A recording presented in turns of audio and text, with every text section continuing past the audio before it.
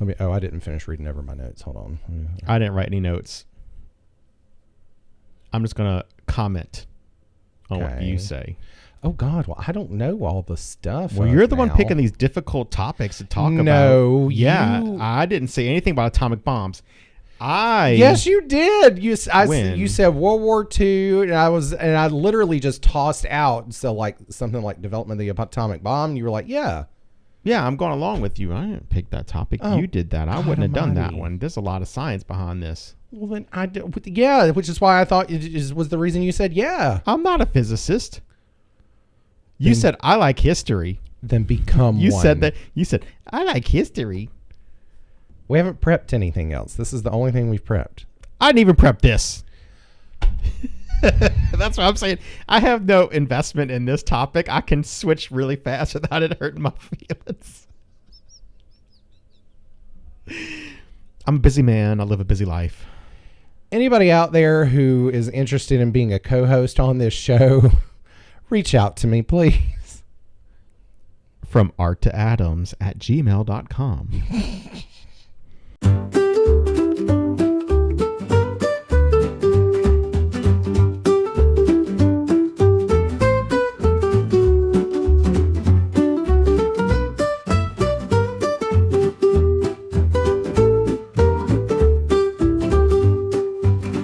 Hi, everybody, and welcome to another episode of From Art to Adams, the Ultimate Curiosity Show. I'm Brandon Shoemaker. This is Michael. And this week we are diving back into this is more than just science. It's science and a new area that we really haven't talked on here before, history. Yeah, because we're not good at history. What? No, I'm very good at history. You might not be, but I am. That's true. No, history. Well, I mean, but you like history. I do like history. Yes. You may not know like all the factoids and stuff like that, but you like the topics associated with it. Yeah. Yeah. So we decided to, branch out into the area of history. And so we picked a topic that kind of blends the realm of history and science, for that matter. Yeah. And so we are talking about the development, usage, and aftermath of the atomic bomb. The boom boom. So, and this subject has kind of regained interest for a number of reasons over the past year and a half or so because of the popularity of the movie Oppenheimer, I would say, which came out last summer, right? Yeah. I didn't get around to seeing it until this past summer, but... What came out when the movie theater, when it came out? What else did we go Barbie. see? Oh, that's right. They came out at the same time because right. A lot of people did the Barbie Oppenheimer double feature. Oh, yeah. I didn't, but... No, you just went to see Barbie on its own. No, I didn't see that until it was on Netflix or whatever, and I watched it with you and Thomas. Oh, yeah. Yeah. Although I have to say, I really did appreciate the message that the Barbie movie had. I thought it was well done. Very tongue-in-cheek, of course, but it still presented the feminist message, which I thought was good. I was dragged to the movies. Anyway, we need to go back on subject. Yeah, so back to history and the atomic bomb. So the movie Oppenheimer kind of brought this topic back into the forefront of the zeitgeist. But another thing on a more negative side that has brought it more into the popular...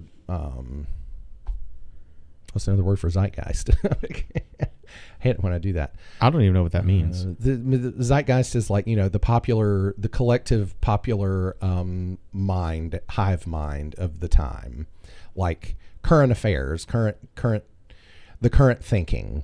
Oh, I have no idea. Of the world is zeitgeist. It's a German word. Not that that's important. Anyway, into the popular mindset. Yeah. Forefront of the minds. Yeah. But thought processy. Processy? You use the word zeitgeist. Zeitgeist. Yeah. And okay, don't make fun. You don't even know what that means. You're over here talking about. Yes, I do.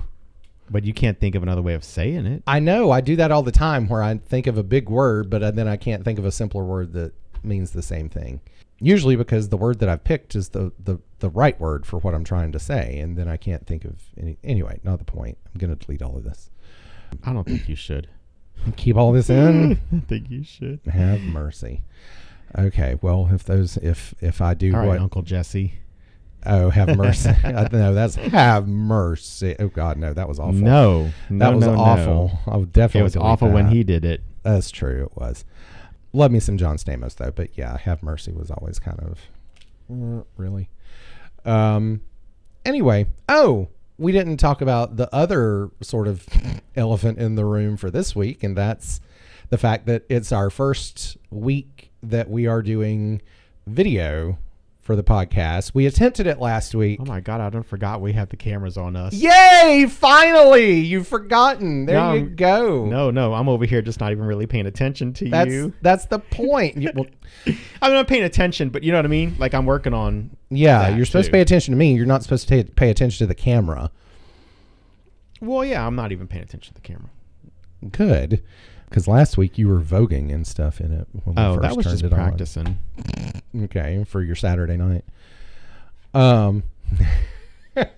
Yeah. Anyway, so yeah, we've had, and I think I deleted all that other stuff. The original footage? At the beginning. Well, no, not the footage. I still have the footage. I'll throw some of that in for good measure. But, of Michael voguing. But, no, we attempted it last week and then we had some technical difficulties.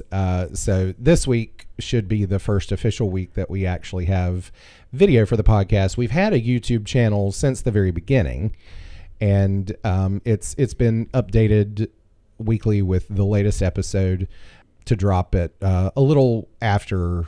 I think it drops at like noon on Thursdays. Nothing really like a video though. Yeah, it was just our logo and then the episode title. Yeah.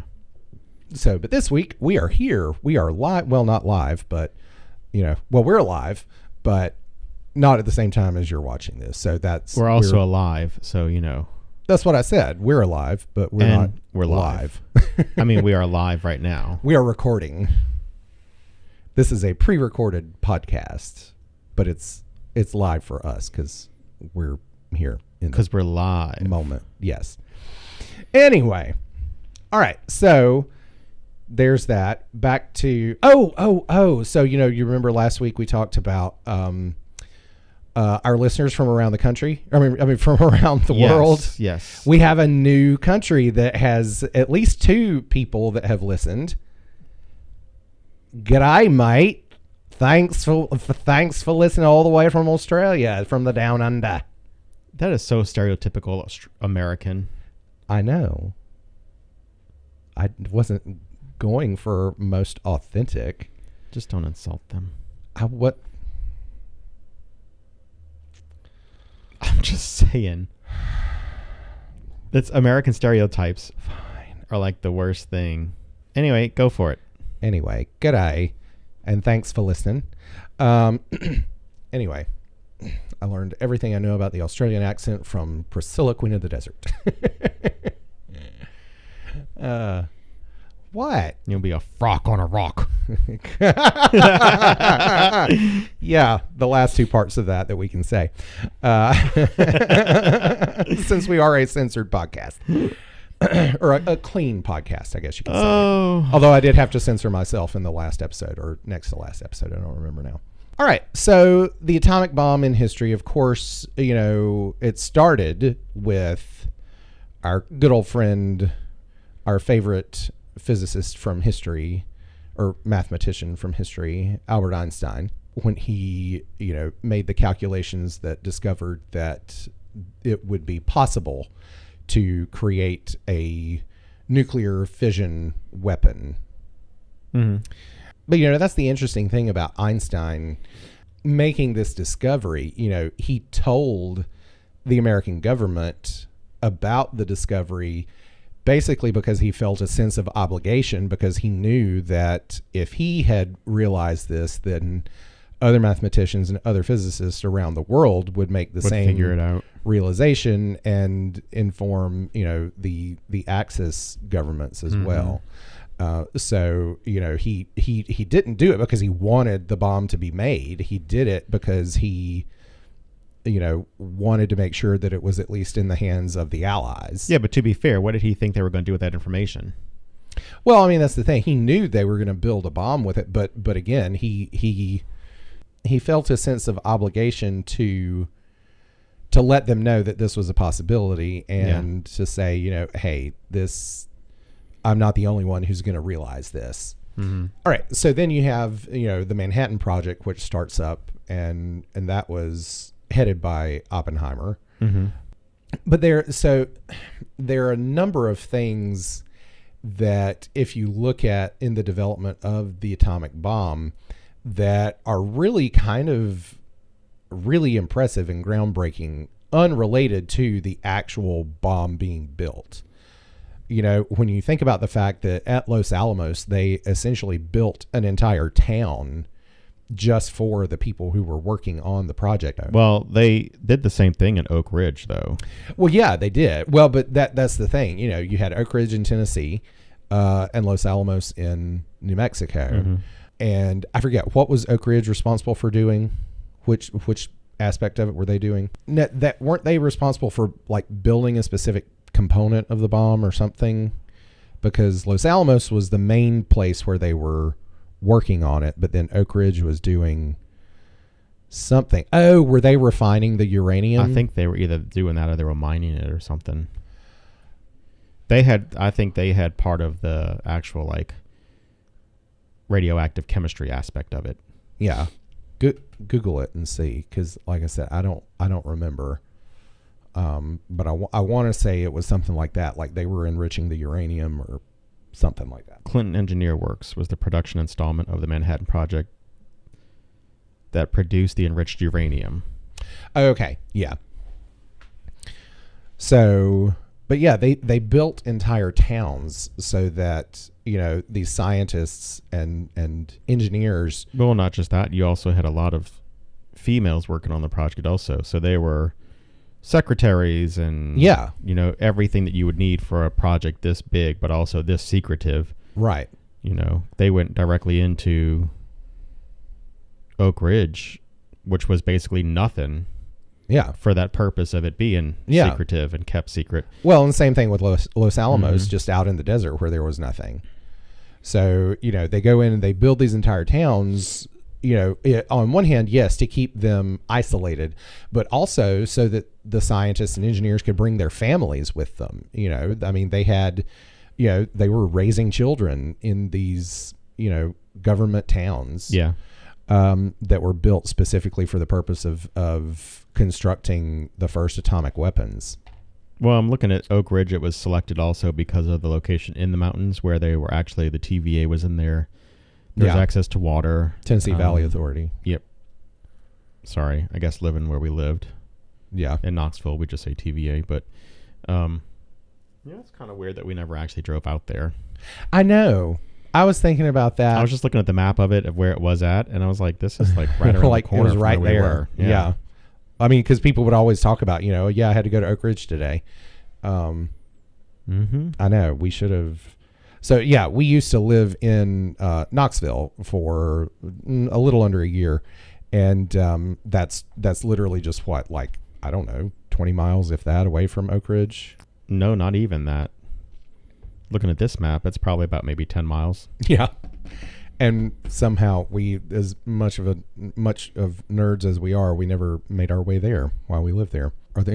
Is there any place like that around here that I need to make sure that while I'm living here, I go visit? No. I mean, I did the Sixth Floor Museum in Dallas, of course, but. Yeah, but you haven't visited South Texas. You need to go to San Antonio, and you need to go to. I know. I want to go. Yeah, I want to see the Alamo. The historical missions in South Texas and stuff. I need to have a school trip that needs to go down there for some reason. But anyway, so, you know, the development of the bomb itself, you know, it starts with this idea from Einstein. It's built and, you know, all the math is worked out by these scientists and engineers in Los Alamos and Oak Ridge. And then it's also finally tested in the desert, the Trinity site testing. And then after that, it is put into use during World War II. And the interesting thing about it is how they really didn't even have to use the bombs. I say interesting, but really tragic. You know, you have the towns or the cities of in Japan. Thank you. You have this into Japanese. in the Japan. Um, yeah, it was at the end of the war. The Japanese were on the verge of losing the Pacific Theater anyway. And so you have Truman, who decides to drop the first bomb on Hiroshima and then the second on Nagasaki. We've just got like to a week end this. apart. Like, we've just got to end it, and we've got too much going on, and we got to send a statement. Because didn't they, like, if they didn't drop it, wasn't there pressure that somebody else was going to come in and... Do you know what I mean? Yeah, that basically it was another one of those times when America wanted to be the first. And... You know, but it begs the question, you know, was it necessary to actually use it in the war? You know, would it have been enough just to drop it and say, hey, look what we got. If you keep on doing what you're doing, we're going to end up using it. Exactly. You know, show or release the video of the Trinity test and say, this is what we have, you know, your call, your move, Japan. I don't know. I mean, and that's something that you know, historians debate to this day, you know, whether or not that was the right call. Yeah, but as a parent, you know what an empty threat does to your kid. Well, but they call your bluff. Yeah, that's true. You know, I mean, it's not quite like saying I'm going to throw your cell phone out the window of this moving car, which I think I actually witnessed happen over the weekend, by the way. No, but you got to be like that man that ran over his kid's video game system and video games with a lawnmower. But again, that's debatable, because, you know, was it necessary to actually use it there, or they could have, you know, dropped it on an uninhabited Japanese island. So let me ask you this question, and this is, I guess we're steering away from the actual topic of the bomb and more into the philosophy of it and repercussions. But we haven't used that. And no other country has ever used that since. No, right. But with everything going on in the world, would we not be justified right now? Or would another country not be justified to drop or use? I don't think so. I think, and that's something that was kind of going back to Einstein for a second, you know, he, along with a group of other scientists, came out publicly afterwards, you know, all stating that this is a power that should never be used again. Right. They, you know, wanted an end to all bomb productions and for the bombs that had been produced to be destroyed. Right. So and that obviously didn't happen. Of course. Since we have multiple countries now and with arsenals. And we have, you know, the situation that we have right now in the Middle East where, you know, I mean, I'll be perfectly honest. I mean, I've run through scenarios in my head that, you know, lead us to nuclear holocaust given the current circumstances. So, I mean, it's a scary time, and it you know, kind of reminds me of those feelings that I sensed in the 80s during the Cold War, where I didn't understand the politics, but I knew that there was this tension that existed. But see, in that end, though, that was an empty threat. So that Cold War example of what happened between us and the Soviet Union would have been exactly what would have happened between Truman and the Japanese. It would have had that sense of, this is what we have, we can use it. We won't, but we can. Yeah. Just like what the Soviet Union did with us and said, hey, look, there's a lot of tension here, and both of us are on edge. Both countries are on edge because of that. They both had access to it. So would it not have generated a sense of apprehension, though? I mean, I definitely think it would have. Well, but remember, the original question was it necessary to end the war? You know, so that's what I'm saying. To that end, though, I think the war was already over. Exactly. So, and that's what a lot of scholars have said, was that it was unnecessary for us to use it. Well, that was our period dot, I guess. And our what? Period dot. Period dot. The war was coming to an end. We wanted to go ahead and put a period dot on it. You mean a period? Dot. There is no dot. The period is the dot. What do you mean period dot? Is that some sort of saying that the young folk say these days? Yes. Oh God, that's going to drive me insane then. Yes. Saying period, verbalizing period enough for the past 5 or 10 years, however long it's been now, has been driving me crazy as it was, but that's even worse. Oh, well, I mean, we were showing our Riz is what was happening. No, stop it. I can't. Although apparently they call it brain rot, appropriately enough. What? That's what they have. Brain rot. Brain rot? Yes. Not my fourth period class though. Y'all have good brains. My fourth period, on the other hand, well, it depends on which one you're talking about. What do you mean? Oh, A day or B day? Yeah. But anyway, back on topic. Why don't you talk about that? Because I do find the whole implosion, explosion thing really fascinating. Because there's difference between fission and fusion. Yeah. Fusion we have not been able to replicate on Earth. Correct.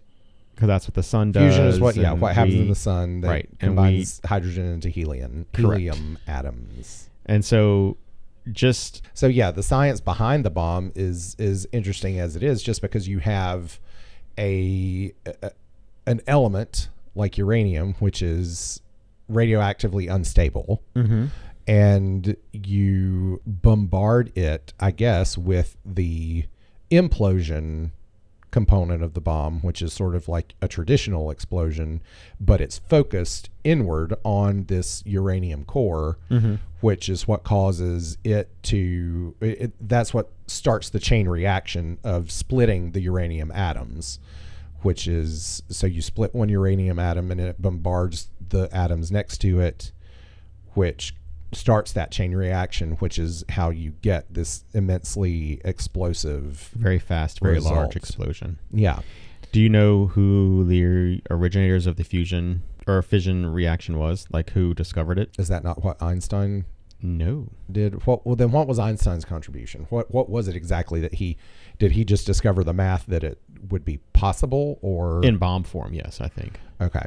Yeah, so this was 2 German scientists, actually 4 German scientists, an Otto Swedish physicist. Oh, is this the group that was headed by, you're going to say his name and I'm going to know. Otto Hahn, Fritz Strassmann, I don't know. Lis Mittner, and Otto Robert Finch.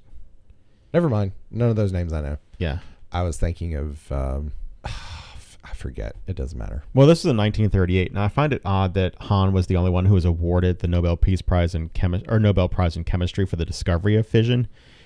And I think part of that is you have to find out what the death dates were for other people. Now, when you say they discovered fission, you mean they discovered that it was possible to create fission? Yeah, they had the ideas for what to do and how to do it and stuff like that. Okay. So it says right here, like Hahn and Strassmann. Now, those names together do sound familiar now. Well, that was the 2 chemists from Germany. Yeah, okay. So they bombarded uranium with slow neutrons and discovered that barium had been produced. Hahn suggested the bursting of this nucleus, but he was unsure of what the physical basis for the results were. They reported their findings to a physicist in Sweden who had months earlier had fled Nazi Germany. And then they proved that the uranium nucleus had indeed been split and published their findings in the magazine Nature. Okay. And they were able to calculate the energy released from each disintegration was approximately 200 mega electron volts. Oh, wow. Well, and that's okay. So let's talk about Einstein's famous equation for a second, because that, everybody knows E equals mc squared, but most people don't fully understand what it means. What it means, yeah. It's energy equals mass times the speed of light squared. Correct. So we know that the speed of light is a really big number. Right. But it's also a set value that we can use. Exactly. It's a standard. It's a scientific standard.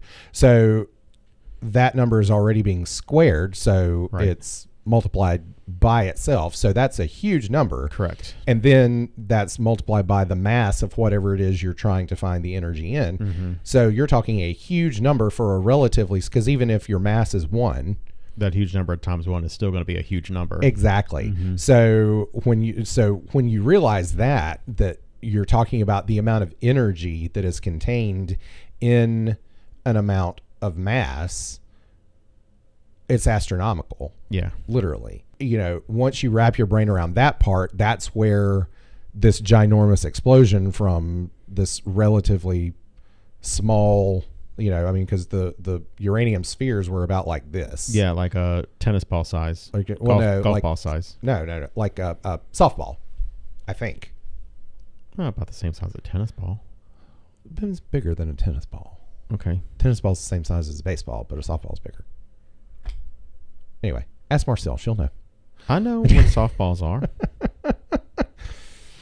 But anyway, understanding that and the fact that there's energy harnessed in matter, and that veers into string theory and quantum mechanics, one of my favorite topics that I desperately want to talk about on the podcast once Michael immerses himself in the knowledge of it so that he feels like he can talk about it. That book actually doesn't even go much into quantum mechanics. It goes into a little bit, but it gives me enough to talk about, though. Oh yeah, it's really good and it's funny.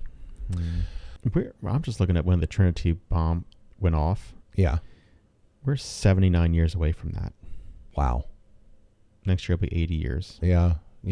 25, 45. Yeah. And we're no better off as a country with the science behind it. I mean, I'm not going to lie. Just honestly, it's slightly impressive that we're still here. That we haven't done anything with it since. Yeah.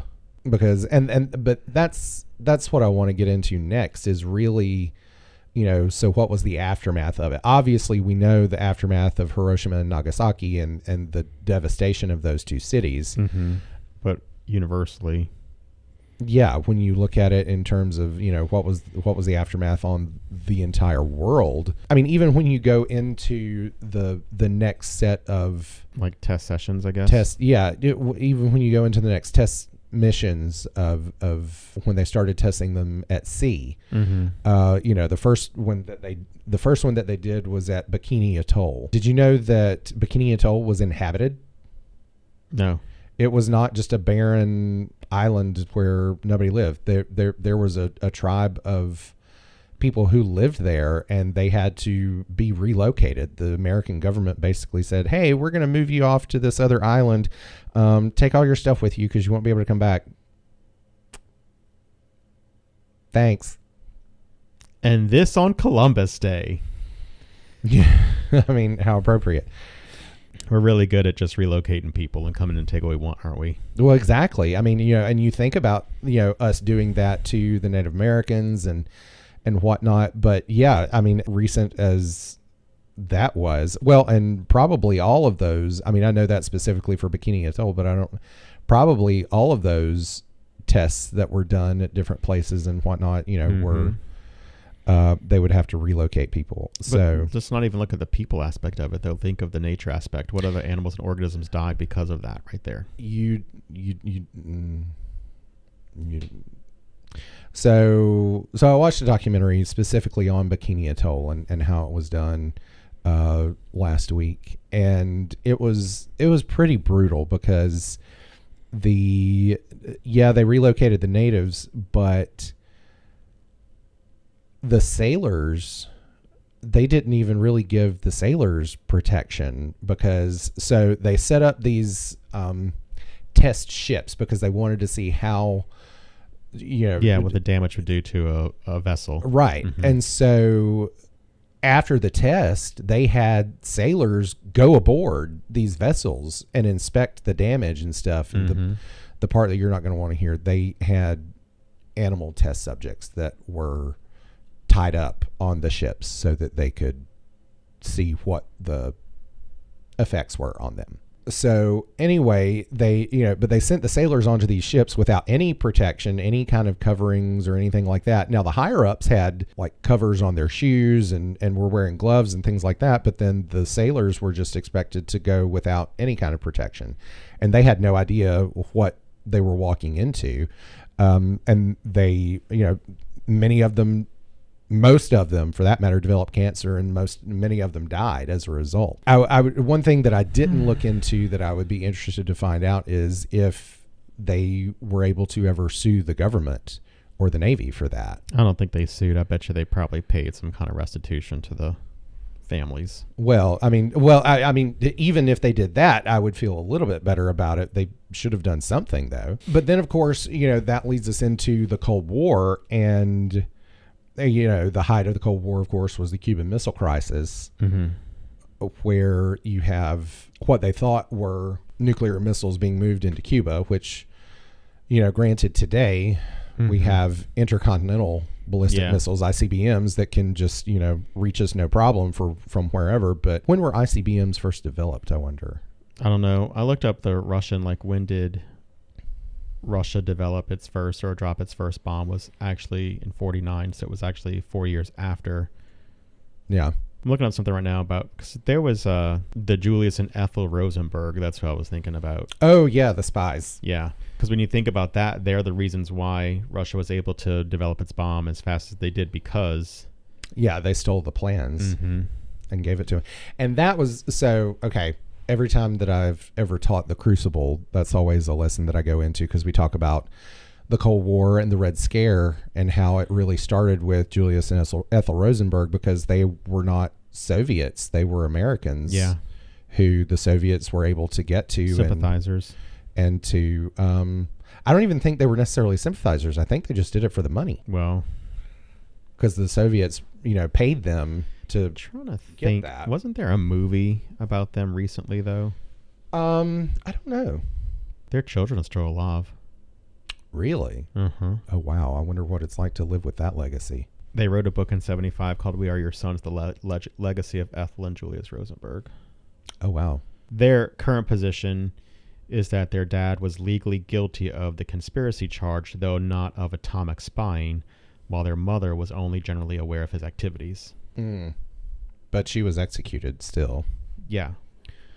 They continue a campaign for their mother to be legally exonerated after death. Oh, wow. And they're still doing it. They're still fighting for her pardon. That's a tough call, because, you do legally have, like, spousal privilege where you can't be compelled to testify against your spouse. So there's a book that came out in 2021 called Ethel Rosenberg, A Cold War Tragedy. You might like that one. I could have swore there was a film about that. Maybe it was a documentary I watched. Probably. That would be worthy of a movie, though, for sure. This is a really dark podcast episode. It really is. That I knew it was going to be going into it, but I was like, hey, you picked it. I didn't pick it. You agreed to it. It was the only thing that you sounded like. Absolutely not. Do not put that on me. I did not pick this darkness. My nose I may pick, but this topic I did not. We mutually agreed to it. I need to stop calling you at 7 o'clock in the morning on my way to work. Why? Because that's when we start talking about this kind of stuff, and that's where your ideas start coming. I think you're still halfway sleeping. I am. Most of the time I forget that we had the conversation. Oh, no. Every time I mention podcast, your little ears perk up. Podcast? What? No, we came up with this topic at like 7 o'clock at night. That's when I'm sleeping. So I forgot that. All right. Well, then let's carry on and let's finish this. Let's talk about philosophy. Go there, since that's where your main topics are. Like I said, so after the Cold, because that's essentially what the Cold War was all about. It was this existential dread that everybody lived with under the threat of the Soviets are going to bomb us at any minute, and the Soviets under the threat of the U.S. is going to bomb us at any minute. Yeah. So, and I think, we are in an interesting, we talk about the fact that we're Zennials all the time on here. But I think we're at an interesting point in history, or we were born into an interesting point in history that we lived through the very end of the Cold War. Do you have memories as a child about the Cold War and realizing it? No, you have to understand that your parents were very much into keeping up with current affairs and stuff like that. My mom really wasn't. She was just living her daily life. Right. So we didn't really have those conversations, and we didn't have exposure to it. See, I grew up in a home where we watched the evening news every night.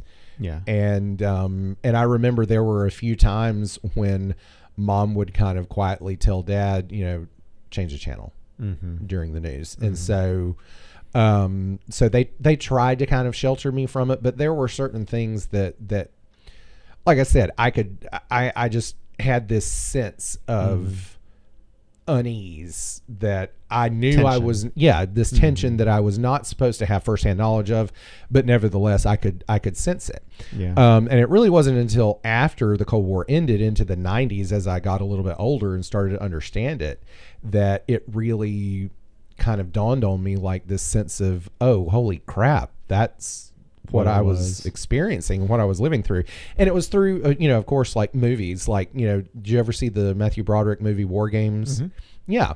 When I finally saw that as like I don't know, I was probably 12 or 13 at the time. Old enough to understand what was going on. Exactly. Yeah. That was one of the first times when I was like, wow. Mm-hmm. And then I remember there was this movie that came out when I was a teenager that I just loved for some reason. Well, actually, I know why. It was the lead actor I thought was really cute in it. He was a nobody, but it was this movie with John Goodman. Called, John Goodman was the lead actor in it? No. I was gonna say. No, it was about a teenage boy. And so, but no, John Goodman played this. I don't know if he was a movie director. I think he was. Anyway, the movie was called Matinee. I've never heard of it. And it was actually really, I mean, I liked it as a teenager. I don't know that I need to watch it again and see if it still stands the test of time or if it was just, me being a teenager and liking it. But anyway, it was about a boy whose father, I think, was in the Air Force. Either the Air Force or the Navy, and they were stationed in Florida. And it was the movie takes place during the 13 days of the Cuban Missile Crisis. Mm-hmm. And so he's worried about his father. His mom is like an emotional wreck, kind of. But there's this movie coming out that was kind of modeled on the movie Them, which was an actual B movie that came out in the 50s about these ants that were irradiated or whatever by an atomic explosion, and they grew to this massive size and were attacking a town. But I think Matinee in the movie in Matinee that they were talking about, I think it was just one ant. I don't remember. That reminded me of one of my favorites as a 15-year-old, though, The Hunt for Red October. Oh, yeah. Like that was, I had to check the date on that. They came out in 1990. Yes. But I remember being 15 and being like, this is a really good film. Yeah. Like there was a lot of, and in that movie, you could definitely feel the tension. Oh, yeah. Between everything. So. Yeah. Because it was Sean Connery was he was a Russian captain who was defecting, basically, wasn't he? Right, heading towards but he did it by East Coast, stealing a whole submarine a nuclear sub from the Soviets. But yeah, so experiencing what it was like through movies like that, and then I think I've told, because I watched it again not that long ago, the movie The Day After. Mm-hmm. It was the ABC movie of the week that Reagan watched even, and that was sort of like the impetus for him to tell Gorbachev to let's call a truce to this. Anyway, the reason I say all that is because I feel that same tension that I felt as a kid coming back in the world, and the tension with Israel, the Palestinians, and now Lebanon. I feel that same sense coming back. There was a book by Annie Jacobson just called Nuclear War, and I haven't read it yet, but apparently it essentially just describes what would happen if the world were involved in a nuclear war at this point. Mm-hmm. And so it occurred to me, even though the Cold War ended, there are still in these different moments of tension where that same existential dread kind of comes back. Do you remember that episode of Madam Secretary where they thought that there were actually incoming missiles, and remember she decided not to go to the bunker? Yeah. And she stayed with her kids in the Dave & Buster's or wherever it was they were. Yep. And they all hugged, and then nothing happened. Yeah. Mm-hmm. And, remember that was, when did that come out? Like 5 years ago or so, maybe? Yeah. Something like that. So, and that was before, the issues in Israel. That was before Ukraine was invaded and things like that. So, it's kind of always been there. And I guess probably ever since the atomic bomb was developed, there was this sense of, okay, now we have the power to completely exterminate all of humanity, and I think there's been this sort of common thread of, God, I wish we had never known this. But now let's talk about, nuclear power has not been all bad, because we've found ways to use it for good. We have nuclear power plants that generate energy. Now, those can also go bad. You know, we saw that with Chernobyl and Fukushima and 3 Mile Island. But, you know, for the most part, they have a pretty good track record as long as they're maintained and you know, everything. All of those instances were where, you know, governments or companies had dropped the ball somewhere. So as long as there's oversight and they're maintained, you know, it's a safe and efficient means of power production. So it's not all bad, but I feel like, you know, when, and it's called, you know, by science and history, you know, harnessing the power of the atom. I think in doing that, you know, it is a pretty terrifying thing because, you know, it's what, I mean, granted it's fission and not fusion, but it's what happens in stars, you know, and it's what creates the building blocks of the universe and the world and planets and things like that. So us, for that matter, you know, I just think that's kind of terrifying. Nevertheless, we have it and here we are. And on that note, let's look at trivia. Oh God, no, we have to end that better than that. I don't know. I think we need to come back and revisit this to put a spin on it. So in addition to nuclear energy, as far as power plants and things like that, you also had developments that benefited us in a lot of other ways. The other biggest one being medicine, because, you know, we have all these different means of, you know, before we just had x-rays to rely on, and now we have all these different things that use nuclear isotopes and things like that I have no idea about. And all that was developed because of, you know, harnessing the power of the atom. Agriculture as well has been changed by it. This has fertilizers and insect control. That's agriculture. I mean, are you over there nuclear dropping on your grasshopper problems? I don't know how it works. I mean, there's one right there. Let's get a nuclear ray gun. Now, so there was this, when I was still teaching at Waccamaw, one summer, we had this awful ant infestation. And the janitors gave us this insect spray that they had. Let me tell you, we used that stuff and we started calling it the atomic bomb, because you would spray them and you would see them literally just immediately, like there was no wiggling of legs, nothing. It was on contact, boom. And they would just be laid out like people in an atomic blast or something. And so it was, that's what we started calling that stuff. We would see more and we would be like, okay, bring the atomic bomb. Yeah, I got that. Thanks. And then, but anyway, other benefits, transportation as well has been a big. We have nuclear powered ships. Yeah. So as a power source though, for just like cities. Yeah. They use the same thing reactor wise as far as that. Yeah. Okay. And then, like, you know, development of electric cars and stuff like that was a result somehow of that. I don't know how. I think you're far stretching that. I don't know. That's just what the website said. Right. But that's from the World Nuclear Association, by the way. Okay.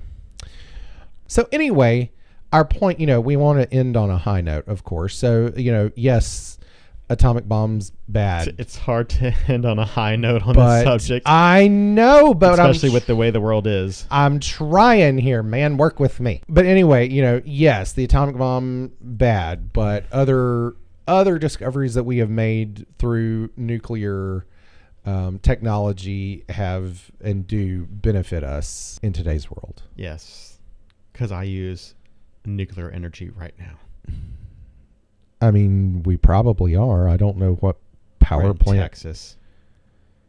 Actually, I think there is one south of us. Yeah. But that's not where we get our energy from. We're not on the Texas grid, though. No, we're not. But again, we're still... Anyway, what you giving me? A history. How appropriate. Okay. And in this week's trivia segment, Brandon's going to get 6 history questions. There was one question on the previous page I was going to look at and do that one, but it said, what is the tallest building in the U.S.? So right now, I don't think the Sears Tower is still the tallest building in the U.S., no, so it's outdated. So yeah. isn't it One World Trade Center now? Yeah, I believe so. So, okay. So who was made director of the FBI as of September 4th, 2001? This is right before. The director of the FBI Uh-huh. in 2001, so just before 9/11. Right. And he was assigned as the special investigator into former President Trump's stuff. And he had this big report that came out in the summer 2 summers ago or 3 summers ago. Oh, was it yeah, him. All I can say in my head or see in my head right now is Donald Rumsfeld, which was he was first Homeland Security Secretary. Right. Mueller. Yes, Robert Mueller was the first. Okay. Not first. He was made director of the FBI. Okay. What had 1,919 people reached the top of by the end of 2003? Mount Everest? Yes. Yeah. It's a weird question. What kind of gun was used to kill Abraham Lincoln? A Colt? No. Smith & Wesson? No, a Derringer. Oh. Did I say that right? Yeah. What other man besides Paul Revere was originally sent out to warn the Patriots that the British were coming in April 18th, 1775? Oh, I knew this. I don't remember. William Doss. Okay.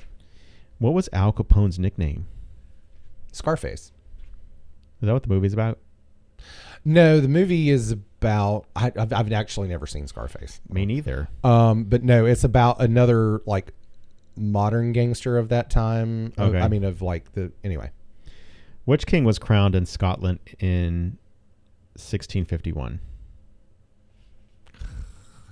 King crowned in Scotland, so it would have been whoever followed James the First.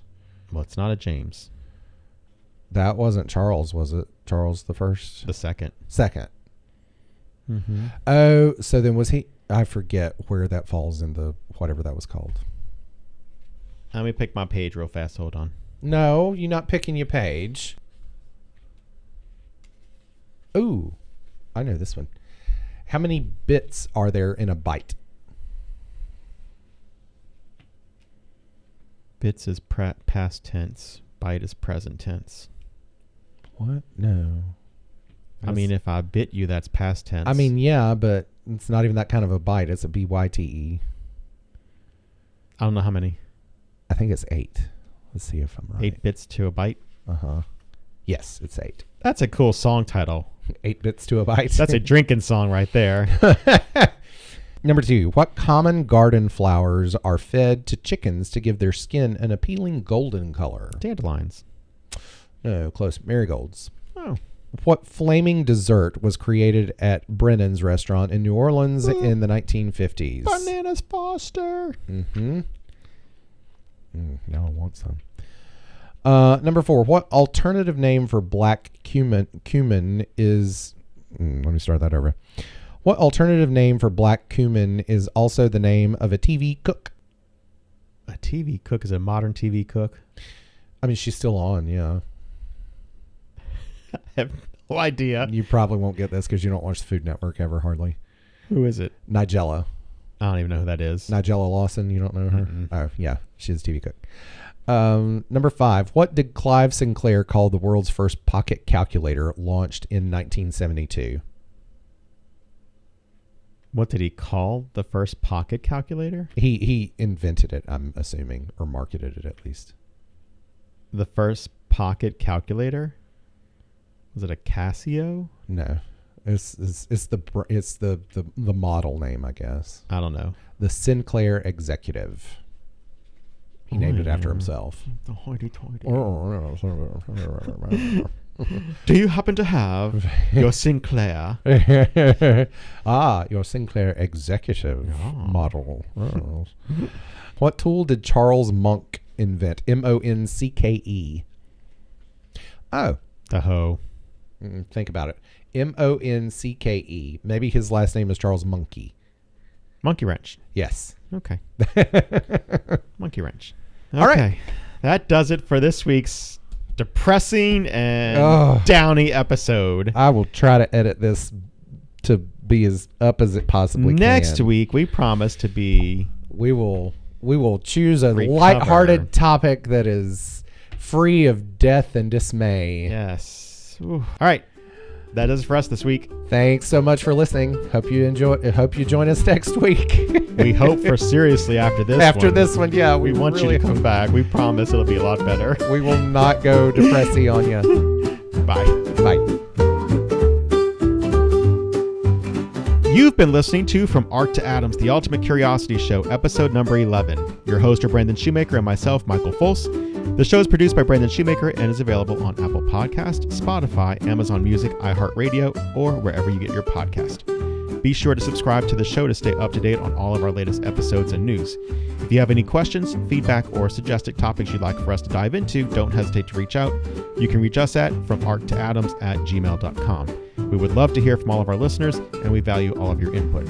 Don't forget to follow us on social media to stay updated on upcoming episodes and behind-the-scenes content. You can find us on Instagram at FromArtToAtoms. If you've enjoyed today's episode, please take a moment to rate and review us on your favorite podcast platforms. Your support helps us reach even more interested minds like yours. Thanks for tuning in, and stay curious, everyone.